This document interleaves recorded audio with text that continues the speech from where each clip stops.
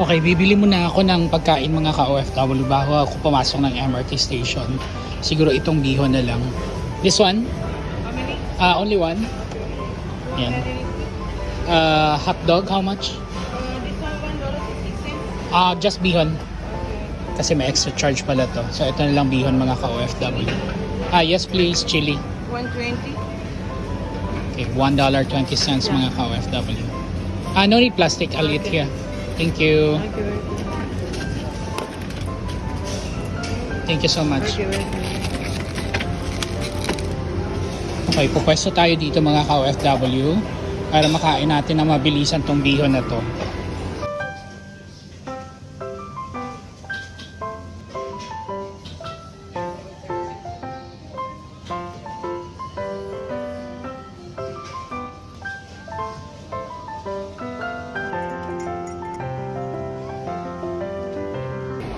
Andito na tayo ngayon mga ka-OFW sa may Woodlands Station. Tapos bababa lang tayo dyan, no? Tapos tingnan natin kung gaano kahaba yung pila papunta ng Johor Bahru, Malaysia. So nag-decide nga tayo mga ka-OFW na didiretso tayo ng Malaysia ngayon. Oh, dyan yung bus. Habol.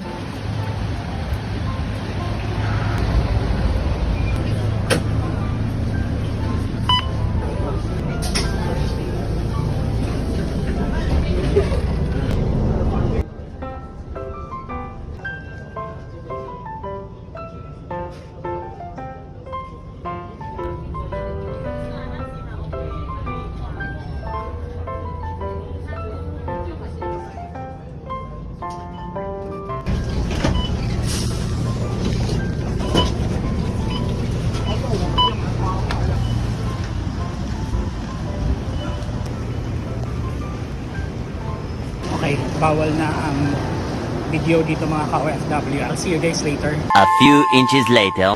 Okay, kakalagpas lang natin ng immigration mga ka-OFW. Susunod natin gagawin ngayon. Bababa tayo dito tapos mag-aabang na naman tayo ng bus. Papunta naman sa Malaysian Immigration. Kasi dito tayo nag-exit, di ba? Tapos bababa ulit tayo ng bus mamaya para magpatatak. Pagpasok na natin ng Johor Bahru, Malaysia.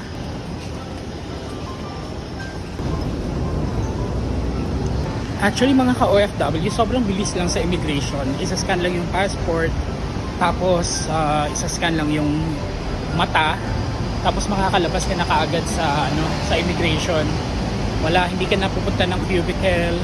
Passport lang actually yung requirement. Okay, dito na tayo. Ito yung bus na sasakyan natin ng Johor Bahru, Malaysia. Umalis tayo sa Singapore kanina 2:15, so almost 45 minutes na yung natin na consume natin na time. So malamang tatayo na lang tayo nito.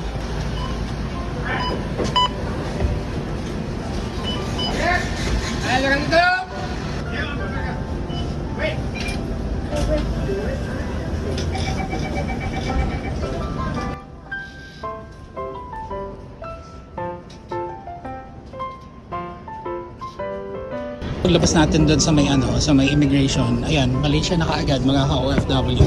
Literal na tatawid ka lang. Ayan na, Johor Bahru, Malaysia na to.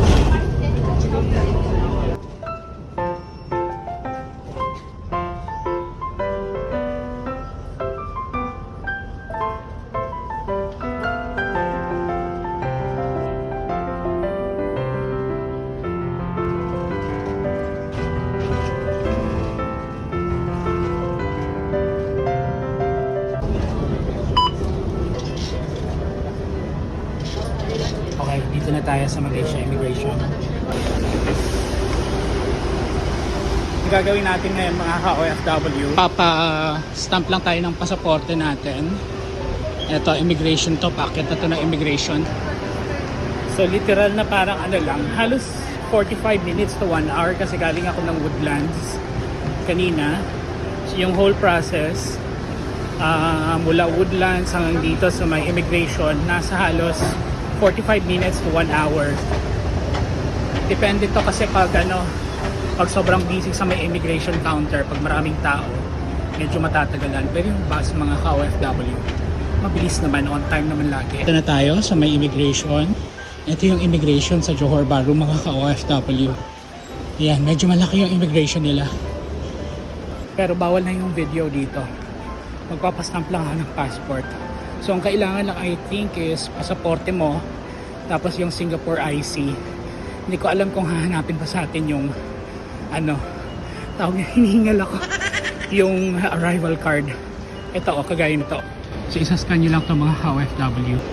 Dito tayo pipila mga ka-OFW. Sana mabilis lang to.